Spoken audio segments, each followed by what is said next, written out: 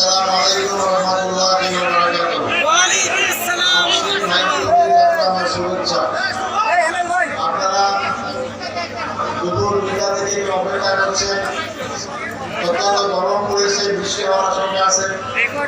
আমাদের কষ্ট যাতে আর বেশি না হয় এই জন্য আমি শুধু সংক্ষিপ্ত কিছু কথা বলবো এবং আমি আশ্বাস দিচ্ছি আবার সামনে আপনাদের সাথে দেখা হবে ইনশাআল্লাহ। ইনশাআল্লাহ আমরা বেঁচে থাকলে প্রতিটি ইউনিয়নে প্রতিটি এলাকায় যাওয়ার চেষ্টা করবো এবং আপনাদের সাথে আরো ঘনিষ্ঠভাবে আলোচনা শুরু করবো। আলহামদুলিল্লাহ, আমি সর্বপ্রথম আল্লাহর শুকরিয়া আদায় করছি। আমি কল্পনাও করিনি জেলে থাকতে যে আমি মুক্তি পাবো। আমি শুধু অপেক্ষায় ছিলাম কবে আমার গলায় রুটি পড়বে, কবে আমার কাছে কার্যকর করা হবে। আল্লাহর ফয়সালা মানুষকে ঠেকাইতে পারে না। এই আল্লাহর ফয়সালা আমার গলায় রুটি জায়গায় থেকে রাসূলের কথা বলে আসে। আল্লাহ করতে পারেন যারা আমার ফাঁসির রশি তৈরি করেছিল তারা কিন্তু এখন দেশে নাই, দেশ থেকে পালিয়ে গিয়েছে। জামাত ইসলামীর লোকরা দেশ থেকে পালাবার কাজ করে না। আমরা জনগণের সাথেই থাকি, জনগণের জন্যই কাজ করি, জনগণের মুক্তির জন্যই আমাদের সর্বস্ব চেষ্টা করা হয়। আমরা পালাবো কেন? এবং আপনারা দেখেছেন 15.5 বছরে জামাত ইসলামী অন্যান্য দলের নেতা কর্মী সহ সাধারণ জনগণকে কিভাবে কষ্ট দেওয়া হয়েছে, নির্যাতন করা হয়েছে। এরপর আমরা দেশ ত্যাগ করিনি। আমাদের দেশ তো নাই, আমাদের দেশ তো বাংলাদেশ।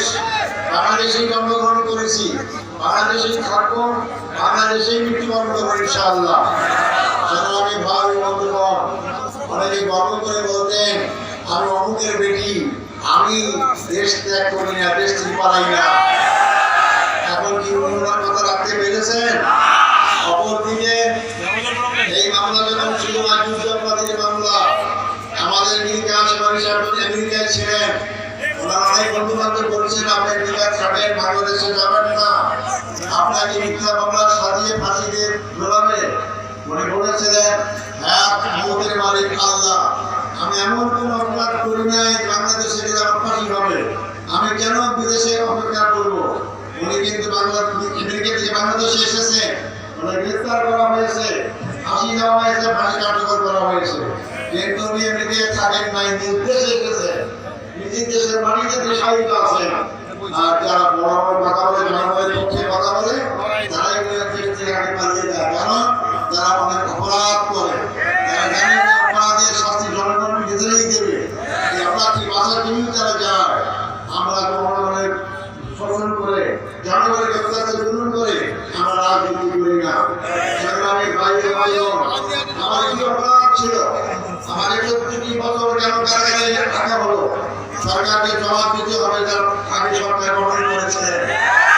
আজকে বাংলাদেশের সর্বোচ্চ আদালত সুপ্রিম কোর্ট, এখানে 7 জন বিচারপতি আছেন, সবাই সম্মিলিতভাবে যারা আমার পক্ষে রায় দিয়েছেন এবং রায় দিয়ে অনেক লম্বা কথা তারা বলেছেন। সামনে জানতে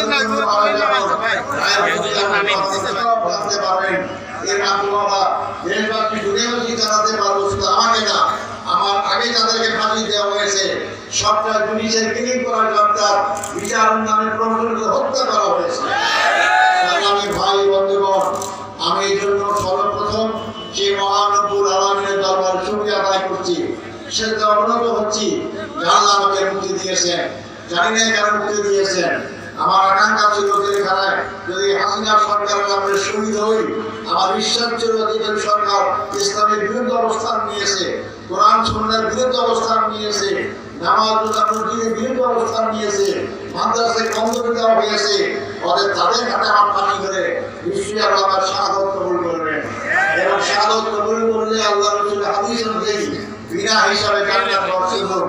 আমাকে শুরু থেকে আল্লাহ বঞ্চিত করেছে জানি না, এখনো তামান্না করি, এখনো আকাঙ্ক্ষা করি এই দুনিয়ার যতদিন জীবিত থাকবো আল্লাহ দিন প্রতিষ্ঠার জেহাদে প্রতিটি সময় মুহূর্ত কাজে লাগাবো ইনশাআল্লাহ।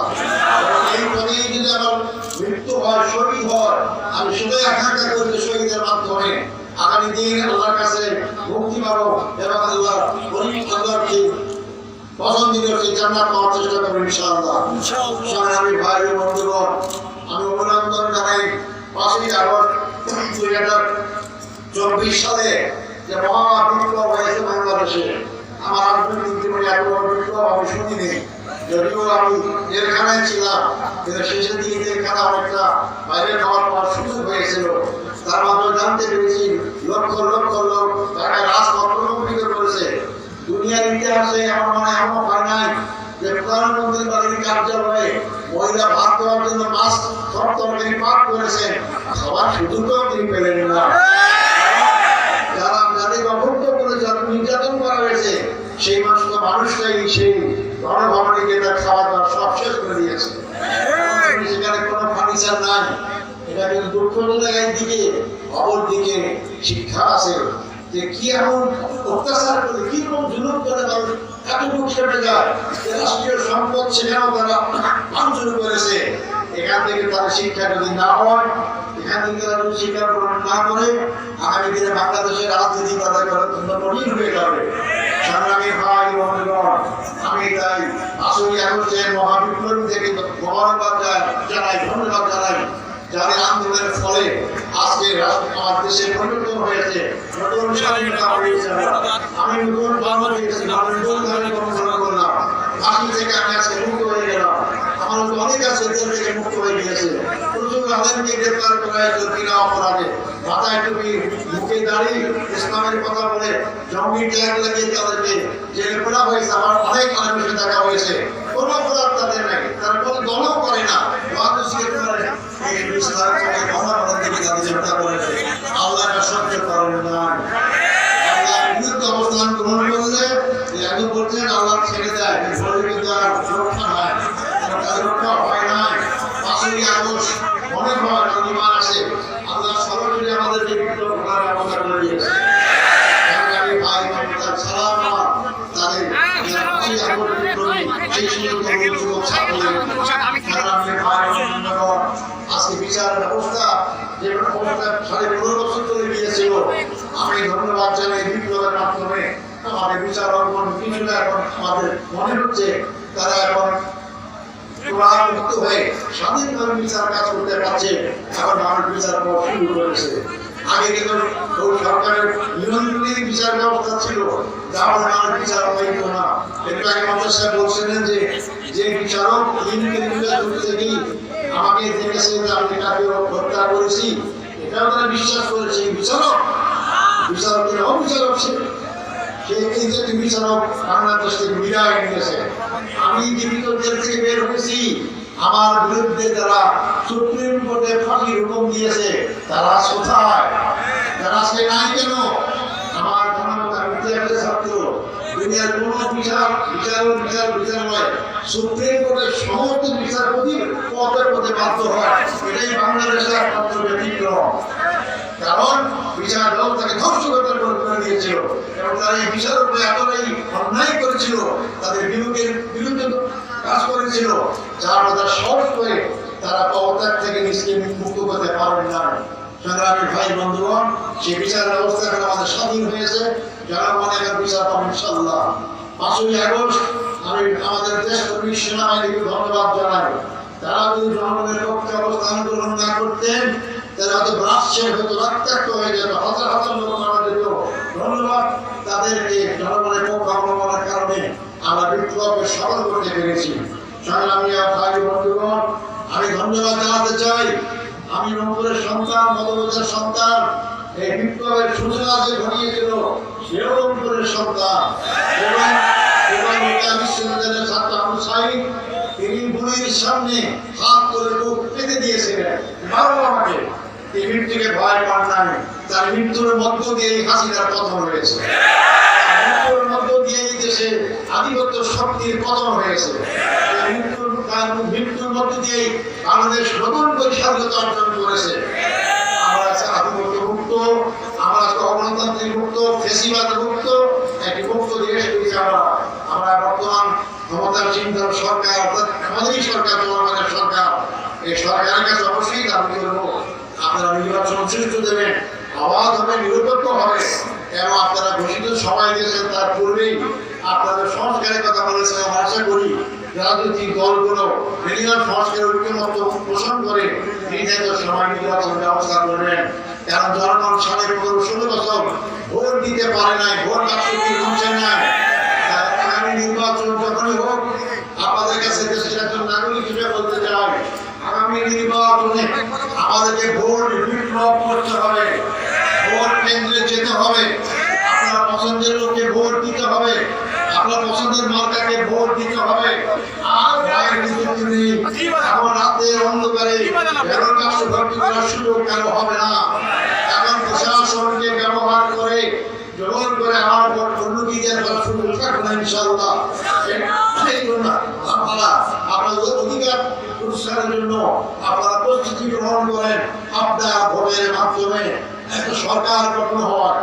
আপনার ভোট যদি খারাপ করতে দেন, সরকারও খারাপ হবে, তার ফল বাংলাদেশ সবাইকে ভোগ করতে হবে। আপনি সৎ লোক, যোগ্য লোক, ভালো লোক, আপনি তাকে চেনে, আপনাকে খাবেন, তাকে ভোট দিয়ে সৎ লোক দিয়ে সরকার কায়েম করেন, সেই সরকার হবে জনগণের সরকার, জনগণের কল্যাণের সরকার, দেশপ্রেমী সরকার, দেশ উন্নয়ন হবে। আমার পরিচয় দেওয়া হয়েছে, আমি জামাত ইসলামী করি, আপনারা সবাই জানেন। আমি ইসলামী আন্দোলন করি, বাংলাদেশ জামাত ইসলামী একটা নিজস্ব আদর্শ আছে। আমরা মানুষের তৈরি আইনকে বিশ্বাস করি না। মানুষের আইন তৈরি, মানুষের আইন ত্রুটিমুক্ত নয়, ত্রুটিযুক্ত, মানুষ ভুল হয়। আর দুনিয়ার সমস্ত আইন করে দেখেন, একটা আইন 2 বছর, 10 বছর, 20 বছর পর আবার পরিবর্তন হয়। একমাত্র আল্লাহর আইন, এটা পরিবর্তনযোগ্য নয়। সব জায়গায়, সব সময়, সব দেশে, সব জায়গায় এটা গ্রহণযোগ্য। ইসলাম আল্লাহর পক্ষ থেকে এটা আদর্শ, ইসলাম আল্লাহর পক্ষ থেকে জীবন বিধান, ইসলাম আল্লাহর পক্ষ থেকে শাসনতন্ত্র। এই শাসনকারী জীবন বিধান আজকে যদি আমরা বাংলাদেশের জনগণের উপর কায়েম করতে পারি, হিন্দু, মুসলিম, বৌদ্ধ, খ্রিস্টান, পুরুষ, মহিলা আর আমার সকল জনগণের অধিকার ফিরে পাবে। ইসলামী একমাত্র আদর্শ যেখানে ধর্ম, বর্ণ, সকল মানুষ তার জায়গা আছে, ন্যায্য অধিকার ফিরে পাবে, আর কোনো কেউ করতে পারে না। আমাদের বিরুদ্ধে অপপ্রচার করা হয় যে আমরা হিন্দুদের বাড়ি দখল করি। আজকে আমাদের মাধ্যমে চ্যালেঞ্জ ছুড়ে দিতে চাই, বাংলাদেশের যে কোনো জায়গা থেকে প্রমাণ আনতে পারেন যে জামাত ইসলামের একজন কর্মী কোনো হিন্দুর বাড়ি দখল করেছে, আমরা আগে ছেড়ে দেবো। পারবেন না। 5ই আগস্টের পর আমি জেলখানা থাকলেও আমি খবর পেয়েছি জামাত ইসলামের আমির, বর্তমান আমির ডাক্তার শফিকুর রহমানের নির্দেশে জামাতের সর্বশ্রেণীর কর্মীরা হিন্দু ভাইদের হিন্দু মন্দিরের উপর পাহারা দেয় নাই, সরকার নাই, আমরাই দিয়েছি। আমরা পাহারা দিলাম কি চুরি করার জন্য, তাদেরকে অত্যাচার করার জন্য না, তাদের অত্যাচার করতে আসে না পারেন মোকাবিলা করার জন্য। এর মাধ্যমে প্রমাণিত হয় আমরা ধর্মের বিরুদ্ধে নয়, সকল ধর্মমত ইসলামী ইসলামী থাকবে, সকল ধর্ম, সকল বর্ণের, সকল পক্ষে, সকল মানুষ, সকল পুরুষ মহিলা তার শান্তি থাকতে পারবে। যে নবীর যুগে ছিল, নবীর যুগে এমন ছিল, বলা হয়েছিল ইসলাম কায়েম হবে, এমন হবে অমুক জায়গাতে চতুর জায়গায় আছে অন্ধকারে সোনা গড়াই যাবে, সুন্দরী মহিলা করবে, শুধু জন্তু জানার ভয় ছাড়া মানুষের ভয় তার থাকবে না। আমরা সেই ভয়হীন সমাজ যদি কায়েম করতে চাই, সেই নিরাপত্তা সমাজ যদি আমরা কায়েম করতে চাই, সেই ইনসাফভিত্তিক সমাজ যদি আমরা কায়েম করতে চাই, আমি আপনাদেরকে আহ্বান করবো, অনেক দল দেখেছেন, অনেক মতবাদ দেখেছেন, অনেক আইন দেখেছেন, একবার পরীক্ষা করুন আল্লাহর কাছে ফিরে যেতে হবে। সে আল্লাহর কালামের দিকে, কোরআনের দিকে ফিরে আসো, কোরআনের সমাজ কায়েমের দিকে ফিরে আসো। আপনি দুনিয়াতেও মুক্তি পাবেন, আখিরাতেও মুক্তি পাবেন। আপনারা সেই দিকে এগিয়ে আসুন, সে আহ্বান জানাতে চাই। সংগ্রামী ভাই ও বন্ধুগণ, আজকে তাই সেই আবু সাঈদ রক্তের মধ্যে দিয়ে আজকে গড়াই নতুন বাংলাদেশ, আমাদের সকলের ভেদাভেদ ভুলে গিয়ে ঐক্যবদ্ধভাবে সেই বাংলাদেশ গড়ার জন্য আমরা চেষ্টা করব। দল থাকবে, মত থাকবে, ভিন্নতা থাকবে, যার যার দল, তার তার মত, তার তার পথ জনগণের কাছে পেশ করবে, কিন্তু জাতি ঐক্যবান থাকতে হবে। আমরা এমন কোনো কর্মকাণ্ড করবো না যাতে দেশের জাতীয় ঐক্য অখণ্ডতা নষ্ট হতে পারে, অন্যেরা সুযোগ গ্রহণ করতে পারে। আমাদের হাজার হাজার রক্ত দেওয়ার মাধ্যমে যে অর্জিত আজকের আমাদের বাংলাদেশ, এই অর্জিত বাংলাদেশকে যেন আবার সেই আগের পর্যায়ে নিয়ে যাওয়া হয়, এর নাম সকলের জাতীয় ঐক্যের আহ্বান জানায়। আমরা সবাই মুখে মুখে বলি যে দলের ব্যক্তি সে দল বড়, দলের চেয়ে দেশ বড়, এটা মুখে বলে কিন্তু কার্যত মানি না আমরা। আমাদের এটা কার্যত মানতে হবে। আমরা জামাত ইসলামী চেষ্টা করি, আমার ব্যক্তির ক্ষতি হলো আমি দলের ক্ষতি করবো না, আমার দলের ক্ষতি হলো আমি রাষ্ট্রের কোনো ক্ষতি করবো না। রাষ্ট্রের প্রয়োজনের সমস্ত কিছু বিসর্জন দিতে পারি, দলীয় শক্তির বিসর্জন দিতে পারি। দেশ যদি না থাকে, দেশ যদি ভালো না চলে, কোথায় রাজনীতি করবো, কার কাছে রাজনীতি করবো, কার কাছে আমি যাবো? আমাদের দেশ আমার সবার আগে। আসুন আমরা সমস্ত আমাদের রাজনীতি করি, যারা ইসলামেরও কাজ করি, আমরা জাতীয় ঐক্য সবাই গড়ে তুলবো। যার যার জায়গায় যার যার মত মানুষের কাজ করবো, কিন্তু জাতীয় ঐক্যের বিঘ্ন করতে পারে, জাতীয় স্বাধীনতার স্বাধীনতার বিঘ্ন করতে পারে, আমার সীমানার সমস্যা হতে পারে, আমার আধিপত্য শক্তির দোষণরা আমার নতুন করে ক্ষমতা দল করতে না পারে। এই জন্য আমাদের জাতীয় ঐক্য গড়ে তুলতে হবে। সংগ্রামী ভাই বন্ধুগণ, সেইটা আহ্বান জানাই। শেষ কথা বলতে চাই, মনে আপনার স্থির হয়ে গেছে, আসলে আমাদের সময় আসছে, আমি প্রধান অতিথির সামনে আসবো ইনশাআল্লাহ। কিন্তু আপনাদের কাছে শেষ কথা বলতে চাই, আপনারা এখানে যারা বদলবন্ধে পুরাতন, যারা বয়স এখন 26 সালে 30 হয়েছে, তারা আমাকে জানেন। আমি সিএনএ নির্বাচন করেছি, 2001 সালে নির্বাচন করেছি, 2009 নির্বাচন করেছি, জিততে পারিনি। আমি জিততে পারিনি কেন? জনগণ ভোট দেয়নি, আমার আফসোস নাই। জনগণ যখন ভোট দেবে তখন আমি জিততে পারবো, কারণ আমাদের দায়িত্ব হচ্ছে জনগণের কাছে যাওয়া। জনগণ যদি পছন্দ না করেন, অবশ্যই পছন্দ না করতে পারেন, কিন্তু আমি আমাদের কাছে অনুরোধ করবো, এই কথা বলতে চাই, এই 3টা নির্বাচনের মাধ্যমে আমাদের সঙ্গে যত যোগাযোগ হয়েছে, একজন ব্যক্তি বলতে পারবেন আমার দ্বারা কোন দল ব্যক্তি ধর্মের লোকরা ক্ষতিগ্রস্ত হয়েছে। আমি কোন দল ব্যক্তি বা ধর্মের লোকদের ক্ষতি করার জন্য রাজনীতি করি না। আমি বিশ্বাস করি যার যার দল সে কাজ করবে। আমার কাছে ঢাকায় যারা যান, সে হিন্দু হোক, বৌদ্ধ হোক, যে কোনো দলের হোক না কেন, আমার সাধ্য মতো তাদের পক্ষে কাজ করার চেষ্টা করি।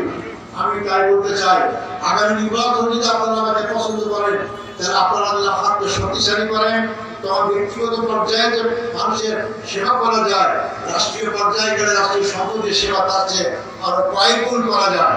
আমি আশ্বাস দিচ্ছি, যদি আপনারা আমার পক্ষে রায় দেন, আগামী নির্বাচনে সরকারের কোষাগার থেকে এমপির জন্য যে বরাদ্দ হয়, তার 1 টাকাও আরাম প্যাকেজ ঢুকবে না ইনশাআল্লাহ।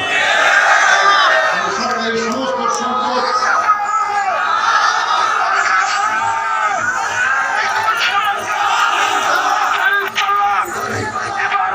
আমি বলতে চাই, এই সরকারি সম্পদ জনগণের জন্য। আমি আশ্চর্য হয়ে যাই, আমি যখন আমার এলাকার অনেকে যায়, মসজিদে টাকা দেওয়া হয় সরকার থেকে, কিন্তু মসজিদ হয় না। পরে শুনলাম যে ভুয়া মসজিদের ব্যাট ছাপিয়ে টাকা নিয়ে ওই নিজেদের পকেটে ভরার চেষ্টা করা হয়। আমি ধর্মবন্ধ রাষ্ট্রকে যোগাযোগ করে যারা এই ভুয়ার পেছনে বলতে পারবেন, প্রচুর মসজিদের টাকা দেওয়ার ব্যবস্থা করেছি। তখন কিন্তু আমি এমপি মন্ত্রী কিছুই ছিলাম না। তবে আপনাদের আস্থা থাকে, তাই ইনশাআল্লাহ আপনারা যদি আমাকে সহযোগিতা করেন, তাহলে আগামী নির্বাচনে যদি আমি এমপি প্রার্থী হয়ে এমপি হতে পারি, ইনশাআল্লাহ আমাদের 1 টাকা সমস্ত সরকারি টাকা আমাদের কল্যাণে ব্যয় করা হবে ইনশাআল্লাহ। আপনারা আমাকে দোয়া করবেন। আল্লাহ যেহেতু বাঁচিয়ে রেখেছেন, জানি না কেন বাঁচিয়ে রেখেছেন, হয়তো আল্লাহ যারা কোনো খেদমত দিতে চান, খেদমত করতে চান, আপনাদের কাছে দোয়া করতে চাই, আমার জীবনের শেষ মুহূর্ত পর্যন্ত ইসলামকে ভালোবাসি, যে আল্লাহ দ্বীনকে ভালোবাসি, যে আল্লাহকে বিশ্বাস করি, যে নবীকে বিশ্বাস করি, এই পথে যেন আমার জীবন চলে যায়, এই পথেই যেন সব কাজ করতে পারি, এই দোয়া আমার কাছে আমি চাই। আপনারা যারা আমার জন্য এই কারাগার থাকা অবস্থায় ব্যক্তিগতভাবে অনেকে নামাজ পড়েছেন, অনেকে রোজা রেখেছেন, অনেকে দান সরকার করেছেন, আমি তাদের প্রতি কৃতজ্ঞ। তাদের আমি আল্লাহর কাছে তাদের যারা দেওয়ার জন্য অনুরোধ করছি, আল্লাহ সাহায্য প্রার্থনা করছি। আপনারা আমাদের দোয়া করবেন, আমি আপনাদের দোয়া করি, আল্লাহ আপনাদের ভালো রাখুক, সুস্থ রাখুক, এবং আগামী নির্বাচনে সঠিক লোককে বাছাই করার তৌফিক দান করুন।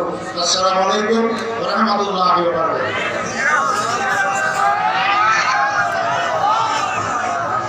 আলহামদুলিল্লাহ, আমাদের সমাজের আবার আমাদের প্রান্তীয় জনতা, সদ্যকা মুক্ত আমাদের প্রান্তীয় জনতা, এগিয়ে আমাদের ইসলাম আপনাদের দেশে বক্তব্য রাখবেন। আমরা আজকে সমাবেশ, আজকে সমাবেশের পক্ষ থেকে আমাদের সমাজের আবারকে অভিনন্দন করতে যাচ্ছে। সেই সাথে আমাদের কেন্দ্রীয় নেতৃবৃন্দ নেতৃবৃন্দ সভা দিয়েছেন তাদেরকে আমরা অভিনন্দন জানাচ্ছি। অভিনন্দন জানাচ্ছি আইনশৃঙ্খলা নিয়োজিত সেনাবাহিনী, পুলিশ, অন্যান্য